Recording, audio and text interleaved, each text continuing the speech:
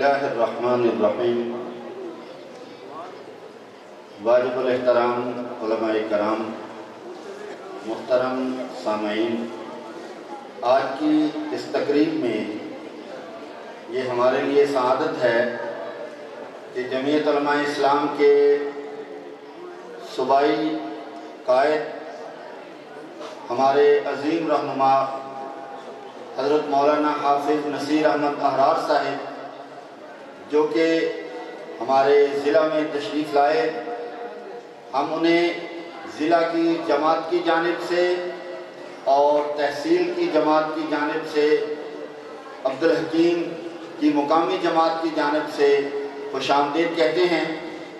آج کی اس تقریب میں ہمارے ضلعی سیکرٹری جنرل محترم جناب حافظ طاہر محمود چودھری صاحب تشریف فرما ہیں، اور ہماری تحصیل کبیروالا کے ناظم عمومی حضرت مولانا مفتی آفتاب عالم صاحب تشریف فرما ہیں، اور آج کی اس تقریب میں ہماری ضلع کی اور تحصیل کی تمام جماعتی ذمہ داران کی شرکت۔ میں یہ سمجھتا ہوں کہ آج کے اس پروگرام کے اندر جماعت کی مکمل طور پہ تائید اور سرپرستی اور معاونت شامل ہے۔ میں آج کی اس تقریب میں اپنی ضلع کی جماعت کی طرف سے اور احالیان عبدالحکیم کی طرف سے اپنی صوبائی قائد حضرت مولانا حافظ نصیر احمد احرار صاحب کو خوش آمدید کہتا ہوں اور درخواست کرتا ہوں کہ حافظ صاحب تشریف لائیں اور آج کے اس خوبصورت عنوان پر اپنے خیالات کا اظہار فرمائیں۔ جمعیت علماء اسلام کے قائد صوبائی رہنما حضرت مولانا حافظ نصیر احمد احرار صاحب، ناظم عمومی جمعیت علماء اسلام پنجاب۔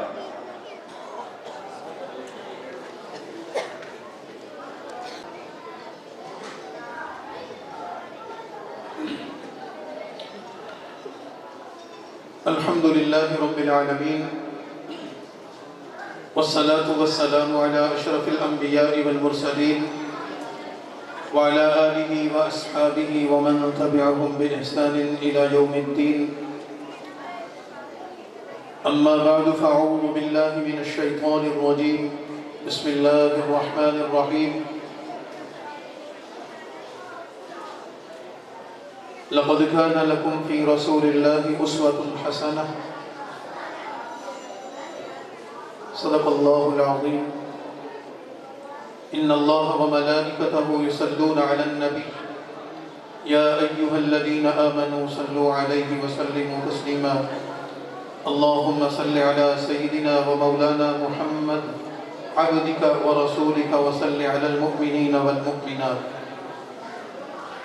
آپ حضرات بھی ایک مرتبہ درود شریف پڑھیں۔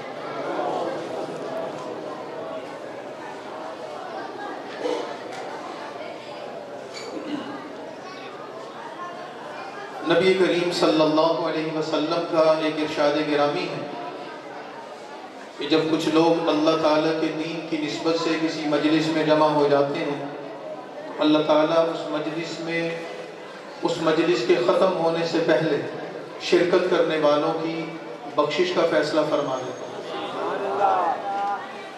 سیرت النبی صلی اللہ علیہ وسلم کے عنوان پر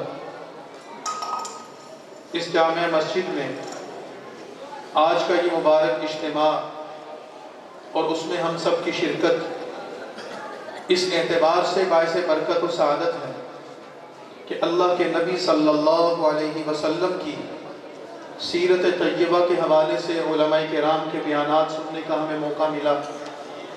دعا فرمائیں کہ اللہ تعالی ہمیں توفیق دیں کہ جو ہم نے سنا اس کو سمجھیں اور اس پر عمل کریں۔ چونکہ وقت بہت زیادہ ہو چکا ہے اور آپ حضرات بھی کافی دیر سے تشریف فرما ہیں، اور ہم نے بھی ایک لمبا سفر کیا ہے، صبح سے نکلے ہوئے ہیں اور ابھی ایک طویل سفر کرنا ہے۔ اس وجہ سے میں بہت لمبی بات نہیں عرض کروں گا، مختصر بات عرض کروں گا تاکہ میرا بھی حصہ پڑ جائے۔ اس میں سے پہلی بات یہ ہے کہ مجھ سے پہلے مولانا فرما رہے تھے کہ نبی کریم صلی اللہ علیہ وسلم کا، رسول اللہ صلی اللہ علیہ وسلم کا ذکر کرنا عبادت ہے۔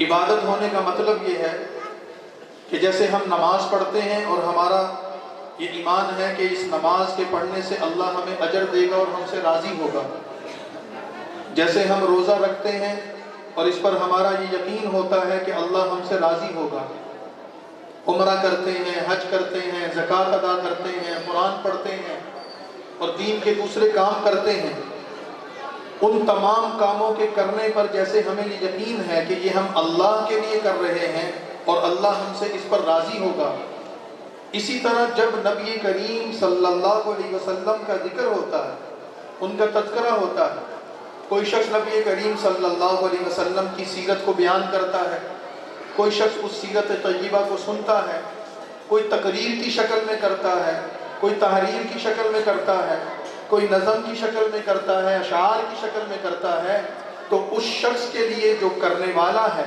بیان کرنے والا ہے یا سننے والا ہے، اللہ تعالیٰ کی ذات پر ہمیں یہ یقین ہونا چاہیے کہ یہ کام بھی اسی طرح ہی اللہ کی عبادت ہے، اس پر اجر ہے اور انشاءاللہ اس سے اللہ ہم سے راضی ہوگا۔ اور صرف یہاں تک نہیں بلکہ ہمارے بزرگوں نے یہ چیز بھی ہمیں سمجھائی ہے کہ نبی پاک صلی اللہ علیہ وسلم کا جہاں ذکر ہوتا ہے اس جگہ پر اللہ کی رحمت آتی ہے، جیسے کہ حدیث میں آتا ہے کہ رسول اللہ صلی اللہ علیہ وسلم خود ارشاد فرماتے ہیں کہ جو مجھ پر ایک مرتبہ درود پڑھتا ہے اللہ کی اس پر 10 رحمتیں نازل ہوتی ہیں۔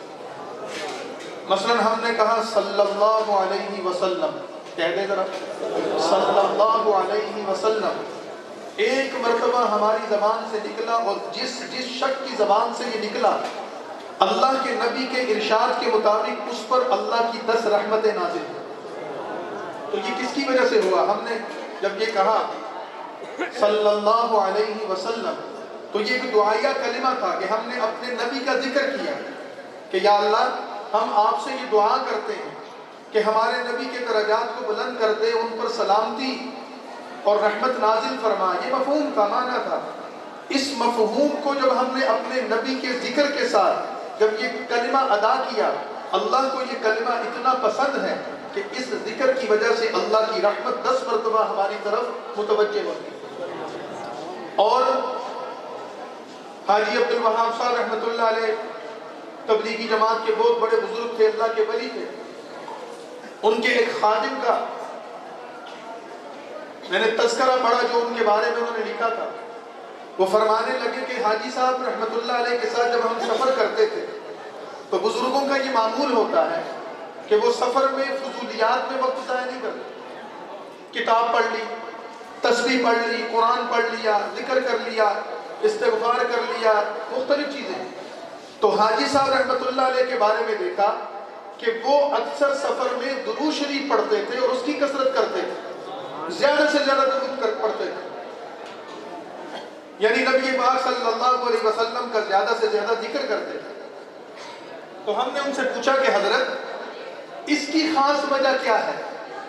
تو حاجی صاحب نے فرمایا کہ اس کی وجہ یہ ہے اور بھی ذکر جو کرتے ہیں سبحان اللہ، الحمدللہ، اللہ اکبر اور جو بھی کلمات پڑھیں ان سب کا اجر اور ثواب ہے، لیکن نبی پاک صلی اللہ علیہ وسلم فرماتے ہیں کہ میرے ذکر پر یعنی اس درود پر اللہ کی رحمتیں نازل ہوں گی۔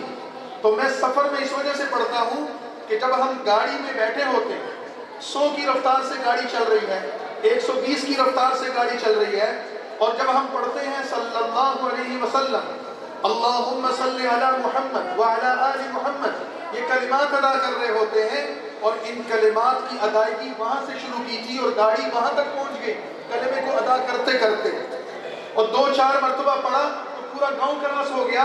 تو اس کی وجہ سے اللہ کی وہ رحمتیں جو اس کلمے کی وجہ سے، اس درود کی وجہ سے اور رسول اللہ صلی اللہ علیہ وسلم کے ذکر مبارک کی وجہ سے جو اللہ کی رحمتیں آنی تھی وہ پوری بستی پر آ جاتی ہیں، اس پورے مقام پر آ جاتی ہیں، اس پورے خطے پر آ جاتی ہیں۔ تو یہ اللہ کے نبی کا ذکر کتنا مبارک ہے۔ اس کا دوسرا پہلو بھی علماء نے بیان کیا اور وہ پہلو یہ ہے کہ نبی کریم صلی اللہ علیہ وسلم کا ذکر صرف اللہ کی رحمت نہیں لاتا، اس سے اجر اور ثواب نہیں ملتا، ہماری تکلیفیں، ہماری پریشانیاں، ہماری بیماریاں اور ہماری مصیبتیں بھی اس ذکر کی وجہ سے دور ہو جاتی ہیں، اور اللہ تعالیٰ کی رحمت انسانوں کو ڈھانپ لیتی ہے اور مصیبتوں کو اللہ دور کر دیتا ہے۔ مولانا اشرف علی تھانوی رحمۃ اللہ علیہ ہمارے دیوبند سلسلے کے بہت بڑے بزرگوں میں سے تھے، اللہ کے بہت بڑے ولی تھے، قرآن کا ترجمہ لکھا، حدیث پر کتابیں لکھی، قرآن کی تفسیر لکھی، صوفی تھے، اللہ کے ولی تھے۔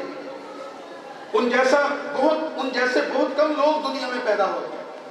انہوں نے خود یہ بات لکھی ہے اپنی کتاب میں، وہ فرماتے ہیں کہ کسی زمانے میں ہماری بستی تھانہ بھون، ہندوستان کا ایک گاؤں ہے، ایک چھوٹا سا تو شہر بن گیا ہوگا، اس کے وہ رہنے والے تھے۔ وہ فرماتے ہیں کہ ہماری بستی میں طاعون کا مرض پھیل گیا۔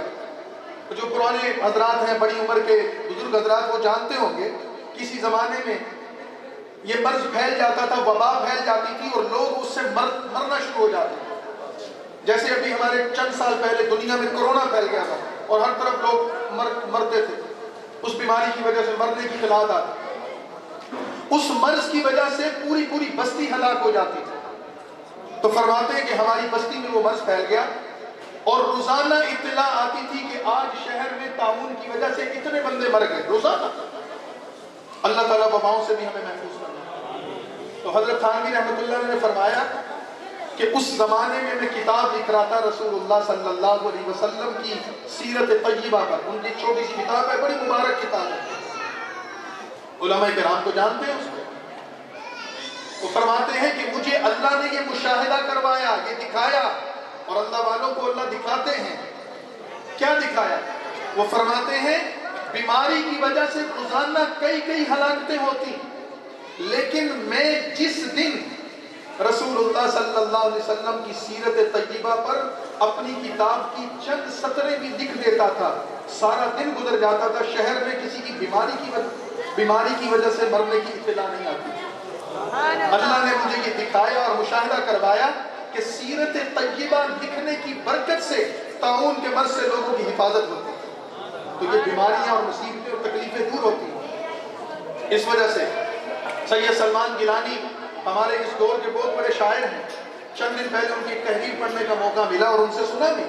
وہ فرماتے ہیں کہ میں نے اپنے مرشد حضرت خواجہ خواجگان خواجہ خان محمد صاحب رحمۃ اللہ علیہ سے پوچھا کہ حضرت پریشانی میں کیا عمل کرنا چاہیے، جب کوئی پریشانی آ جاتی ہے تو کیا عمل کروں؟ تو حضرت نے فرمایا درود شریف پڑھو، اللہ پریشانیاں دور کر دے گا۔ میں نے کہا جی کوئی بیمار ہو جائے تو کون سی تسبیح پڑھوں، کون سا دم کروں؟ انہوں نے کہا درود شریف پڑھو، بیماری دور ہو جائے گی۔ میں سوال کرتا رہا، کاروبار میں ترقی ہو، تکلیفیں دور ہوں، پریشانیوں مصیبتوں سے نجات ہو، فصلیں اچھی ہو جائیں، بچوں کے رشتے ہو جائیں، یہ ساری ہماری ضروریات ہیں جو ہمارے ساتھ جڑی ہوئی ہیں۔ تو حضرت نے ہر بات کا ایک ہی جواب دیا کہ شاہ جی بس درود شریف پڑھو، اللہ کے نبی کا ذکر کرو گے تو اتنی اللہ کی رحمت آئے گی۔ اور یہ کہاں سے نکلا مضمون؟ حدیث مبارک میں آتا ہے کہ ایک صحابی نے عرض کیا اللہ کے نبی صلی اللہ علیہ وسلم سے کہ میں جب اللہ سے دعا کرتا ہوں تو 2 حصے اپنے لیے مانگتا ہوں اور اس دعا میں ایک حصہ آپ پر درود پاک پڑھتا ہوں، کافی ہے؟ تو اللہ کے نبی نے فرمایا کہ تیرے لیے بہتر ہے، کافی ہے، لیکن اگر تو اس مقدار کو بڑھا دے درود کی تو تیرے لیے اور بہتر ہو جائے گا۔ تو انہوں نے عرض کیا یا رسول اللہ میں ایسا کرتا ہوں 2 حصے آپ پر درود پڑھ لیتا ہوں، ایک حصہ دعا کا اپنے لیے اللہ سے مانگ لیتا ہوں۔ آپ نے فرمایا کہ کافی ہے، لیکن اگر اس مقدار کو بڑھا دے تو کیا ہی بہتر، کیا ہی اچھا ہو۔ تو انہوں نے عرض کیا عشق رسول یہ ہوتا ہے، محبت رسول یہ ہوتی ہے۔ ہمارے لوگ دعویٰ کرتے ہیں ہم عاشق رسول ہیں اور عمل اللہ کے نبی کی سیرت کے خلاف ہوتا ہے، اللہ کے نبی کے عمل کے خلاف ہوتا ہے۔ تو انہوں نے عرض کیا یا رسول اللہ اگر میں پوری دعا میں اپنے لیے کچھ نہ مانگوں اور بس درود ہی پڑھتا رہوں تو آپ صلی اللہ علیہ وسلم نے کیا ارشاد فرمایا؟ آپ نے فرمایا اگر تو یہ کر لے تو میں تجھے یہ ضمانت دیتا ہوں اللہ تیری ضروریات اپنے غیب کے خزانوں سے وہاں سے پورے کرے گا کہ تیرے تصور اور وہم و گمان میں بھی اللہ تیرے لیے کافی ہو جائے گا درود پاک کی برکت سے۔ تو جب جس نبی کا تذکرہ کرنے سے اتنی رحمتیں برکتیں آتی ہیں اس نبی کی سیرت کو اپنانے کی وجہ سے آتی ہوں گی کہ نہیں آتی ہوں گی؟ تو سیرت طیبہ کیا ہے؟ سیرت طیبہ میرے بھائیوں یہ جلسوں میں تقریروں کا نام سیرت نہیں ہے، میلاد منانا سیرت نہیں ہے، جلوس نکالنا سیرت نہیں ہے. یہ جو میں بیان کر رہا ہوں نا یہ بھی صرف سیرت نہیں ہے کہ بس کافی ہے. آپ سن رہے ہیں یہ بھی سیرت نہیں ہے. سیرت ہے اصل میں نبی پاک صلی اللہ علیہ وسلم کی زندگی کو اپنانا. جیسے ہمارے نبی نے کیا وہ ہم کریں. جو ہمارے نبی کو پسند تھا ہم اس کو پسند کریں. جو ہمارے نبی کو ناپسند تھا ہم اس کو ناپسند کریں. جس چیز کو ہمارے نبی نے کرنے کا حکم دیا بس ہم اس کو سینے سے لگا لیں, اور جس چیز کو ہمارے نبی نے کرنے سے منع کیا ہم اس کو چھوڑ دیں. یہ اب ہم سب دوست دیکھ لیں, میں اپنی بات کو ختم کر رہا ہوں کیونکہ بہت وقت ہو گیا ہے. ہم سب دوست اس پر غور کریں, نبی سے محبت ہے کہ نہیں ہے؟ کہیں الحمدللہ ہے. ہمارے پاس محبت کے علاوہ ہے کیا؟ عمل میں تو ہم کمزور ہیں, اعمال میں تو ہم کمزور ہیں, گناہوں کے انبار جمع ہیں. نبی پاک صلی اللہ علیہ وسلم کی وہ محبت اور نسبت ہی تو ہمارے پاس ہے, اس کے علاوہ کچھ بھی نہیں ہے. لیکن مجھے بتائیے کہ اللہ کے نبی کی محبت ہے نا الحمدللہ, تو پھر ہم سب اس پر غور کریں. اپنے بارے میں, دوسرے کے بارے میں نہیں, میں اپنے بارے میں غور کروں, آپ اپنے بارے میں غور کریں کہ نبی کا نام لینے سے رحمت اترتی ہے, نبی کا کام کرنے سے کتنی رحمت اترتی ہے. نبی کا نام لینے سے اتنی برکت آتی ہے, نبی کا کام کرنے سے کتنی برکت آتی ہے. اور نبی کا کام کیا ہے؟ ہم نماز پڑھتے ہیں تو نبی کے طریقے کے مطابق پڑھنی ہے, وضو کرتے ہیں تو نبی کے طریقے کے مطابق کرنا ہے. روزہ, حج, زکوٰۃ, عمرہ, جہاد, دعوت, تبلیغ, دین کا کام, قرآن کی تلاوت, ذکر, اذکار, سارے کام نبی کے طریقے کے مطابق کرتے ہیں کہ نہیں کرتے؟ ہونے چاہیے کہ نہیں ہونے چاہیے؟ حتیٰ کہ علماء کرام تو ہمیں یہ بھی بتاتے ہیں بیت الخلاء میں جانا ہے تو دائیں پاؤں نہیں ڈالنا, پہلے بائیں پاؤں ڈالنا. اور بیت الخلاء سے نکلنا ہے تو بائیں پاؤں پہلے نہیں نکالنا, دائیں پاؤں پہلے نکالنا. یہ نبی کا طریقہ ہے, اس پر بھی ثواب ملے. مسجد میں داخل ہونا ہے, دائیں پاؤں پہلے, مسجد سے نکلنا ہے بائیں پاؤں پہلے, اس پر بھی ثواب ملے گا. مسواک کرنا سنت ہے, اس کی مقدار کتنی ہونی چاہیے؟ یہ بھی سنت ہے, سیکھنے کی بات ہے. نبی کریم صلی اللہ علیہ وسلم وضو کیسے کرتے تھے؟ حتیٰ کہ سلمان فارسی رضی اللہ تعالیٰ عنہ پر کسی کافر نے اعتراض کیا کہ تم کیسے لوگ ہو, تمہارا نبی تمہیں یہ بتا کر گیا کہ استنجا کیسے کرنا ہے, استنجا کیسے کرنا ہے. یہ بھی کوئی بات ہے کرنے والی, یہ بھی کوئی بات ہے سیکھنے والی. انہوں نے فرمایا تیری عقل پر پردہ ہے. ہمارے نبی کے سیرت کا یہی تو کمال ہے کہ اس نے بیت الخلاء استعمال کرنے کا طریقہ بھی نہیں بتایا. یہی تو جامعیت ہے نبی کی. تو میرے بھائی اس نبی جیسا کوئی دوسرا نہیں. علماء کرام نے یہ بات لکھی ہے, ایک چیز رسول اللہ صلی اللہ علیہ وسلم کا جمال ہے, آپ کا حسن اور خوبصورتی ہے, دنیا میں اس کی مثال بھی کوئی نہیں ہے. اور ایک چیز نبی کریم صلی اللہ علیہ وسلم کی کمال اور آپ کی صفات ہیں, دنیا میں اس کی مثال بھی کوئی نہیں. حسن دیکھنے کی چیز ہے, انسان اس سے متاثر ہوتا ہے لیکن اس کو اپنا نہیں سکتا. صحابی رسول کہتے ہیں کہ میں مسجد نبوی میں داخل ہوا, آج 14ویں کا چاند چمک رہا ہے نا, اوپر دیکھیں ذرا کتنا خوبصورت لگ رہا ہے, پورا گول چمکتا ہوا, روشنی کیسی, ایسی ہی ایک رات ہوگی. جابر بن سمرہ کہتے ہیں کہ میں مسجد نبوی میں داخل ہوا, رات کا وقت تھا, آسمان پر 14ویں کا چاند چمک رہا تھا, اور سامنے رسول اللہ صلی اللہ علیہ وسلم مسجد نبوی میں تشریف فرما تھے. آپ کے چہرے کو دیکھ کر میرے قدم رک گئے.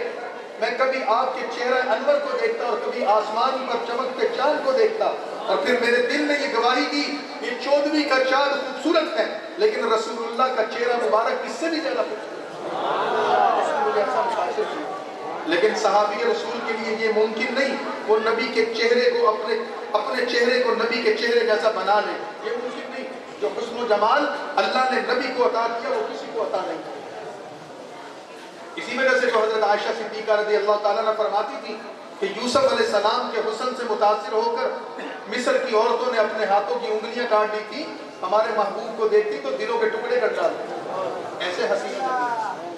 لیکن میرے بھائیوں حسن بیان کرنے کی چیز ہے, متاثر ہوتا ہے انسان, لیکن نبی پاک صلی اللہ علیہ وسلم کے حسن و جمال کو ہم اپنا لیں یہ ہمارے لیے ممکن نہیں ہے. وہ اللہ نے جو آپ کو دیا آپ کو دیا. حسان ابن ثابت رضی اللہ عنہ حضور کے شاعر کیا کہتے ہیں, وَأَحْسَنَ مِنْكَ لَمْ تَرَ قَطُّ عَيْنِي وَأَجْمَلَ مِنْكَ لَمْ تَلِدِ النِّسَاءُ. آپ جیسا حسین و جمیل خوبصورت میری آنکھوں نے نہیں دیکھا, اس وجہ سے کسی ماں نے ایسا بچہ پیدا ہی نہیں کیا. لیکن اپنانے کی چیز کون سی ہے؟ آپ کی سیرت، آپ کا کردار، آپ کے اخلاق، آپ کے اعمال. اور وہ صرف چند چیزیں نہیں ہیں. ہماری بدقسمتی یہ ہے کہ ہم سیرت طیبہ کو حضور نبی کریم صلی اللہ علیہ وسلم کے حسن و جمال کے تذکرے تک محدود کر دیتے ہیں. اور اگر تھوڑا سا اس دائرے کو کھولتے ہیں تو ہم کہتے ہیں نماز سنت کے مطابق ہو، اس میں کوئی شک نہیں، اس کے بغیر نماز پوری نہیں ہو سکتی. وضو سنت کے مطابق ہو، اس کے بغیر وضو کامل نہیں ہو سکتا. روزہ، نماز، حج، زکوٰۃ، یہ انفرادی جتنے معاملات ہیں ہم اس میں سیرت طیبہ کو اپناتے اور سیکھتے ہیں، اور اس کو سیکھنا چاہیے. لیکن سیرت کا دائرہ صرف یہ نہیں ہے، سیرت کا دائرہ ہماری اجتماعی زندگی میں ہے. جیسے نبی کا نام لینے سے، ذکر کرنے سے، اللہ کے نبی کا نام لینے اور ذکر کرنے سے خدا کی رحمتیں اترتی ہیں. اگر ہماری عدالتوں کے فیصلے نبی کی سیرت کے مطابق ہوں تو ملک میں رحمتیں اور برکتیں نہیں ہوں گی. اگر ہمارے تھانے اور کچہری میں اللہ کے نبی کی سیرت کے مطابق انصاف دیا جائے، ظالم کو روکا جائے اور مظلوم کی مدد کی جائے، تو کیا اس پر اللہ کی رحمتیں نہیں آئیں گی؟ لیکن کبھی ہم نے اس پر سوچا کہ نبی کی سیرت پر، نبی کی سنت پر، نبی کے طریقے پر وضو تو کرتے ہیں، مسواک تو کرتے ہیں، میلاد تو کرتے ہیں، جلسے تو کرتے ہیں، جلوس تو نکالتے ہیں، لیکن نبی کی سیرت پر ہم اپنے ملک کو نہیں چلاتے. ہم نے نبی کی سیرت کو، جیسے ہمارے دماغ چھوٹے ہیں، ہمارے ذہن چھوٹے ہیں، اسی طرح ہم نے نبی کی سیرت کو بھی چھوٹا کر دیا، دائرے کو کم کر دیا. جیسے ہم نے لوگوں سے اپنے تعلقات توڑ کر اپنے آپ کو چھوٹے چھوٹے دائروں میں محدود کر لیا. کوئی فرقوں میں تقسیم ہو گیا، کوئی جماعتوں میں تقسیم ہو گیا. وہ کہتا ہے میری برادری اچھی، اس کی برادری اچھی نہیں، میں بڑی برادری کا ہوں، میری عزت زیادہ ہے، اس کی برادری کی عزت کم ہے، میری قوم بڑی، میرا قبیلہ بڑا اور اس کی قوم قبیلہ چھوٹا. کوئی ملک اور قوم کی بات کرتا ہے، کوئی قبیلے کی بات کرتا ہے، کوئی زبان کی بات کرتا ہے. ان چیزوں نے نفرت پیدا کی. اور نبی کی سیرت یہ نہیں ہے، نبی کی سیرت کو محبت پیدا کرتی ہے. تو جس طرح ایک اکیلے شخص کی زندگی نبی کی سیرت پر ہوگی تو وہ کامیاب ہے، اسی طرح پورا ملک نبی کی سیرت پر چلے گا تو وہ کامیاب ہے. آج ہمارے ملک کے مسائل کیا ہیں؟ معیشت نہیں چل رہی، عدالتوں میں انصاف نہیں ہو رہا، تھانے کچہری میں لوگ عدل کے لیے، انصاف کے لیے جاتے ہیں، اپنے حق کے لیے جاتے ہیں، ان سے ظلم کیا جاتا ہے. تو میں علماء کرام سے بھی یہ باتیں عرض کرتا رہتا ہوں، طالب علم ہوں، لیکن جہاں بے تکلفی ہوتی ہے میں کہہ بھی دیتا ہوں کہ بھائیو، رسول اللہ صلی اللہ علیہ وسلم کی سیرت یہ تو بیان کرتے ہو، آپ تہجد پڑھتے تھے، آپ کئی دن مسلسل روزے سے رہتے تھے، رسول اللہ صلی اللہ علیہ وسلم بھوک برداشت کر لیتے تھے، صدقہ خیرات کرتے تھے. آپ نبی پاک صلی اللہ علیہ وسلم کی سیرت کے یہ پہلو کو بیان کرتے ہو، یہ بھی تو لوگوں کو بتاؤ. نبی پاک صلی اللہ علیہ وسلم مظلوم کے ساتھ کھڑے ہوتے تھے، ظالم کے مقابلے پہ کھڑے ہوتے تھے. نبی پاک صلی اللہ علیہ وسلم جج بھی تھے، قاضی بھی تھے، فیصلے کرتے تھے، لوگ ان کے پاس آ کر فیصلے کرواتے تھے. نبی پاک صلی اللہ علیہ وسلم نے ایک ریاست کی تشکیل کی تھی، اس کے حکمران کے طور پر بھی کام کرتے تھے، کافروں کو پیغام بھی بھیجتے تھے، دوسرے ملکوں اور قوموں اور قبیلوں کے وفود بھی آپ کے پاس آتے تھے، ریاست اور ملک کا نظام بھی آپ چلاتے تھے، آپ مظلوموں کی مدد کرتے تھے. ایک باندی کسی اور کی جو ملازمہ، اس ملازمے کا لفظ سمجھانے کے لیے بول رہا ہوں، اس زمانے میں غلام اور لونڈیاں ہوتی ہیں. اللہ کے نبی راستے سے گزر رہے اور کسی مظلوم عورت نے آپ کو پکارا کہ میرے ساتھ کسی نے فلاں معاملہ کر دیا ہے، میرا حق ہے، میری بات سنیے. اللہ کے نبی صلی اللہ علیہ وسلم اپنی چادر بچھا کر وہیں زمین پر بیٹھ گئے اور فرمایا تو مجھے مدینے کی جس گلی میں بلائے گی محمد تیری بات سنے گا، بتا تیرا مسئلہ. یہ بھی تو نبی کی سیرت ہے. ہم کتنے مظلوموں کے ساتھ جا کر کھڑے ہوتے ہیں، کتنا ظالموں کا مقابلہ کرتے ہیں، بلکہ جب ووٹوں کا وقت آتا ہے تو کتنا بڑا چور، ڈاکو، اچکا اور قبضہ گروپ ہوتا ہے، ہم اس کو ووٹ دیتے ہیں. یہ بھی تو نبی کی سیرت ہے. نبی پاک صلی اللہ علیہ وسلم نے نیک حکمران کے اوصاف کیا بتائیں؟ ملک کیسے چلے گا، ریاست کیسے چلے گی، امن کیسے قائم ہوگا، معیشت کیسے بہتر ہوگی. کیا یہ رسول اللہ کی سیرت نہیں کہ تجارت میں سود نہ ہو؟ کیا یہ رسول اللہ کی صورت نہیں ناپ تول میں کمی نہ ہو؟ کیا یہ رسول اللہ کی صورت نہیں، سیرت طیبہ نہیں کہ ملاوٹ نہ کی جائے؟ کیا یہ نبی پاک صلی اللہ علیہ وسلم کی سیرت نہیں کہ عشر نکالا جائے، فصلوں میں سے اللہ کا حق نکالا جائے؟ کیا یہ نبی پاک صلی اللہ علیہ وسلم کی سیرت نہیں ہے کہ لوگ اپنی بہنوں کو ان کی وراثت کا حق دیں؟ کیا یہ رسول اللہ کی سیرت نہیں ہے ہم مظلوم کے ساتھ کھڑے ہوں، ظالم کے ہاتھ کو روکیں، کسی کو ظلم نہ کرنے دیں۔ کیا یہ نبی پاک صلی اللہ علیہ وسلم کی سیرت نہیں ہے؟ ہم عدل و انصاف کے ساتھ فیصلے کریں، یہ بھی تو رسول اللہ صلی اللہ علیہ وسلم کی سیرت ہے۔ تو یہ کس نے اپنانی ہے؟ جو نام لیوا ہے رسول کے، انہوں نے اپنانا ہے نا۔ تو پھر اس کے لیے ہمیں اپنے آپ کو تیار کرنا پڑے گا، اس کے لیے اپنے آپ کو آمادہ کرنا پڑے گا۔ تو صرف جلسوں میں ہماری شرکت باعث برکت ہے، رحمت ہے، سعادت ہے۔ اللہ جس کے دل میں یہ بات ڈالتا ہے وہی اس جلسے میں آیا ہے۔ لیکن میرے بھائیوں، خالی ہاتھ واپس نہیں جانا، یہ ارادہ کر کے جانا ہے کہ آج کے بعد ہماری پوری زندگی اللہ کے نبی کی سیرت کے مطابق ہو، اس کے لیے ہم کوشش کریں۔ مولانا صاحب سے، آپ کے جو امام صاحب ہوں گے یا خطیب صاحب ہوں گے، ان سے آپ مسئلہ پوچھتے ہیں، مولوی صاحب وضو کے کتنے فرض ہیں، غسل کے کتنے فرض ہیں، طریقہ بتا دو، نماز کیسے پڑھنی ہے، پوچھنا چاہیے کہ نہیں پوچھنا چاہیے؟ ان سے یہ بھی پوچھو وراثت کا حکم کیا ہے، ماں باپ مر گئے، ہم اتنے بہن بھائی ہیں، ان کی وراثت تقسیم کرنی ہے، یہ بھی نبی کی سیرت کا پیغام ہے۔ کسی کے ساتھ ظلم اور زیادتی ہو جائے، کوئی وڈیرا، کوئی جگیردار کسی کے ساتھ ظلم اور زیادتی کرے، علماء کرام کے پاس آئیے کہ حضرت صاحب آپ کے محلے میں، آپ کے علاقے میں یہ ظلم ہو گیا ہے، نبی کی سیرت میں اس میں ہمارے لیے کیا پیغام ہے؟ رسول اللہ صلی اللہ علیہ وسلم کی سیرت طیبہ کا کیا پیغام ہے؟ کیا رسول اللہ پوری زندگی میں کسی ظالم کے ساتھ کھڑے ہوئے؟ رسول اللہ پوری زندگی میں ہمیشہ مظلوموں کے ساتھ کھڑے ہوئے۔ آج لوگ ہمارا حق مان رہے ہیں اپنے طاقت کے بل بوتے پر، اس ملک کو برباد کر رہے ہیں، اس قوم کو برباد کر رہے ہیں، لوٹ رہے ہیں، اور ہم اس کا حصہ بن جاتے ہیں۔ تو نبی پاک صلی اللہ علیہ وسلم کی سیرت کے ان پہلوؤں کو بھی ہم نے اختیار کیا۔ میرا مولانا نے تعارف کروایا کہ میرا تعلق جمعیت علماء اسلام سے ہے، تو میں ایک جماعت کا نمائندہ ہوں، دینی مدرسے کا طالب علم ہوں۔ تو ہم یہ کہتے ہیں کہ جس سیرت طیبہ کو آپ مبارک سمجھتے ہیں اور وہ ہمارے لیے رحمت اور برکت ہے، باعث سعادت ہے، اس کو صرف میری ذات تک محدود نہیں رہنا چاہیے، وہ سیرت صرف مسجد تک نہیں رہنی چاہیے، حجرے تک نہیں رہنی چاہیے، مدرسے اور خانقاہ تک نہیں رہنی چاہیے، وہ سیرت تھانے میں بھی آنی ہے، اس سیرت کو عدالت میں بھی آنا چاہیے، اس سیرت کو پارلیمنٹ میں بھی آنا چاہیے، اس سیرت کو حکمرانوں کے پاس بھی آنا چاہیے، تاکہ سارے مسلمان جو آقا صلی اللہ علیہ وسلم کا نام لیتے ہیں ان کی مرضی کے مطابق زندگی گزارتے ہیں۔ اگر ایک شخص نماز اللہ کے نبی کے طریقے پر پڑھتا ہے اور وہی قبول ہے، اور نبی کے طریقے کو چھوڑے گا تو نماز قبول نہیں۔ اسی طرح حکومت بھی نبی کے طریقے پر ہونی چاہیے، نہیں کرے گا تو خدا کا مجرم ہے، اس کے رسول کا مجرم ہے، لیکن وہ کرے گا وہی۔ نماز اللہ کے نبی کے طریقے پر وہی پڑھے گا جس کو طریقہ آتا ہوگا، نبی کی سیرت پتہ ہوگی، اور حکومت بھی اللہ کے نبی کے طریقے کے مطابق وہ کرے گا جس کو اللہ کے نبی کی سیرت پتہ ہوگی۔ اور یہاں حکمران ہم ان کو بناتے ہیں جن کو نہ کلمہ آتا ہے، نہ سورہ فاتحہ آتی ہے، نہ ان کو وضو پتہ ہے، ان کو کہا جاتا ہے کہ دعائے قنوت سناؤ، وہ درود شریف سنا دیتے ہیں، ان سے پوچھ جاتا ہے کہ درود شریف سناؤ، وہ قل هو اللہ شروع کر دیتے ہیں۔ ایسے لوگ ہم پر مسلط ہیں۔ اسلام کے نام پر ملک بنا، رسول اللہ کے نام پر ملک بنا، پارلیمنٹ کے اوپر لکھا ہے لا الہ الا اللہ محمد رسول اللہ، اس کا معنی کسی کو نہیں آتا۔ تو یہ جو لوگ حکمران بنتے ہیں یہ آسمان سے نہیں اترتے، درختوں پر نہیں اگتے، زمین میں سے کنووں میں سے نہیں نکلتے، آپ کے اور میرے ووٹوں سے جا کر حکمران بنتے ہیں۔ اس وجہ سے میرے بھائیوں، جب کسی کو کوئی نیکی کے کام کی طرف لگاؤ گے تو وہ نیکی کا کام کرے گا، اس کا ثواب ہمیں ملے گا کہ نہیں ملے گا؟ بالکل آخری بات ہے، اس کا ملے گا کہ نہیں ملے گا؟ مثال کے طور پر یہ بچے بیٹھے ہیں اور ایک بندہ اس بچے کو پکڑ کر مسجد میں لے جاتا ہے، جب بیٹا نماز پڑھ، بچے کی نماز آپ نے اس کو ترغیب دی، اس کا ثواب آپ کو ملے گا کہ نہیں ملے گا؟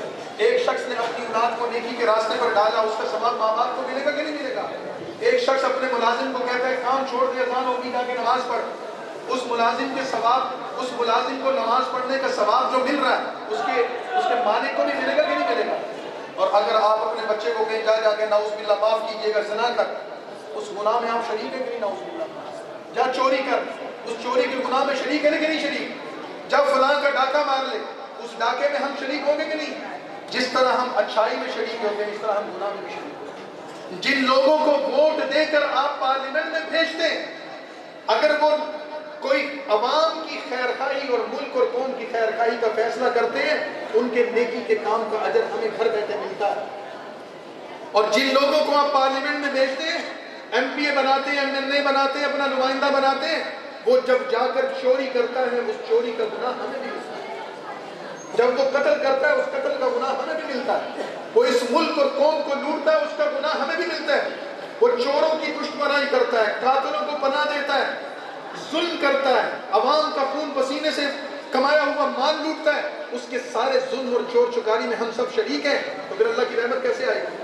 لہذا میرے بھائیوں، سیرت کے جلسے میں آنے والوں آج توبہ کرو، آئندہ یہ گناہ ہم نہیں کریں گے۔ جو لوگوں پر ظلم کرنے والے ہیں، اللہ کے نبی کی سیرت کا تقاضا ہے کہ ہم ان کے ساتھ کھڑے نہیں ہوں گے، ہم مظلوم کے ساتھ کھڑے ہوں گے۔ کس کے ساتھ کھڑے ہوں گے؟ اللہ تعالی ہمیں عمل کی توفیق عطا فرمائے۔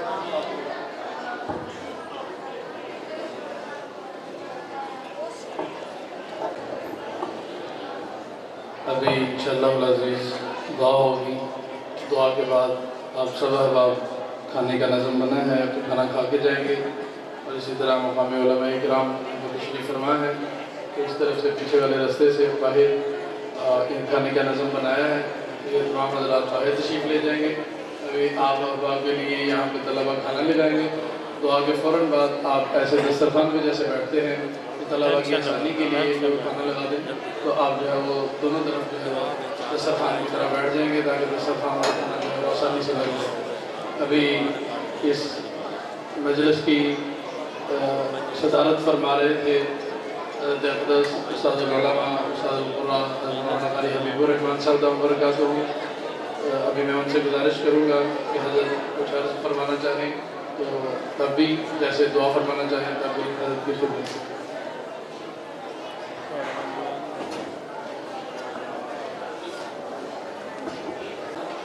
بڑے غور سے فکر سے سنیں، 12 بج چکے ہیں، وقت کافی ہو چکا ہے، تو کچھ معروضات کے بجائے اگر دعا ہو جائے تو اس میں آپ کا بھی بھلا ہے، میرا بھی بھلا ہے، میرے بھی سفر کرتا ہے، تو دعا کے لیے ہاتھ اٹھائیں۔ بسم اللہ الرحمن الرحیم، اللہم صلی علی سیدنا مولانا محمد وعلی آل سیدنا مولانا محمد وبارک وسلم۔ یا رب صلی وسلم دائما ابدا علی حبیبک خیر الخلق کلہم۔ یا اللہ یا ارحم الراحمین یا ذو الجلال والاکرام، ہماری اس مجلس کو قبول فرما، اس کی ظاہری باطنی برکات انوارات ہمیں نصیب فرما۔ یا اللہ اس مبارک مجلس کی برکت سے ہم سب کے گناہوں کو معاف فرما، ہماری خطاؤں سے درگزر فرما، ہمیں اپنے نیک اور محبوب بندوں میں شامل فرما۔ یا اللہ ہر برائی والے کام سے ہمیں بچا، نافرمانی والے کام سے ہمیں بچا۔ یا اللہ اپنی رضا والی زندگی نصیب فرما، اپنے رضا والے اعمال نصیب فرما۔ یا اللہ ہمارا ہر قدم خیر کی طرف چلنے والا بن جائے۔ یا اللہ حضور اقدس صلی اللہ علیہ وسلم کی سچی محبت، سچا عشق ہمیں نصیب فرما۔ آپ کی ہر ایک سنت کی محبوبیت ہمارے دلوں میں پیدا فرما، ہر ایک سنت پر عمل کرنے کی توفیق نصیب فرما۔ سنتوں کے راستے میں چلنے میں جو رکاوٹیں ہیں اپنے فضل و کرم سے دور فرما۔ یا اللہ یا ارحم الراحمین، یہاں جو قرآن کی درسگاہ اس مسجد میں لگی ہے، جو دین کا کام اس مجلس میں ہو رہا ہے، اس مسجد میں ہو رہا ہے، یا اللہ اس کو قبول فرما۔ اس میں جو جنہوں نے یہ مسجد بنائی ہے، یا اللہ جو انتظام چلا رہے ہیں، یا اللہ سب کو قبول فرما۔ جتنے طلباء یہاں پڑھ رہے ہیں سب کو کامیاب فرما۔ یا اللہ یا ارحم الراحمین، جتنا بھی یہاں کام ہو رہا ہے، یا اللہ اس کا ثواب ہمارے چودھری محمد منشا صاحب جنہوں نے یہ مسجد بنائی ہے اور ان کے خاندان کے جتنے بھی افراد آپ کے پاس جا چکے ہیں، یا اللہ ان سب کو اس کا پورا ثواب پہنچا۔ یا اللہ اس مجلس کی برکت سے ہم سب کی اصلاح فرما۔ یا اللہ ہم سب کی اصلاح فرما، ہمیں 5 وقت کا نمازی بنا۔ یا اللہ ہمیں 5 وقت کا نمازی بنا۔ یا اللہ ہمیں 5 وقت کا نمازی بنا۔ یا اللہ یا ارحم الراحمین، ہمارے اندر جتنے بھی غیر شرعی عادات ہیں، یا اللہ اپنے فضل و کرم سے دور فرما۔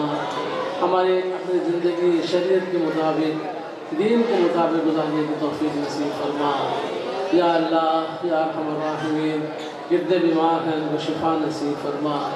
یا اللہ جو یا اللہ پریشان لوگ ہیں ان کی پریشانی کو دور فرما۔ یا اللہ یا ارحم الراحمین یا ذو الجلال والاکرام، ہمیں کبھی معذور نہ کرنا، کبھی مجبور نہ کرنا، کبھی مقروض نہ کرنا، کبھی اپنے در سے محروم نہ کرنا۔ یا اللہ کبھی اپنے در سے محروم نہ کرنا۔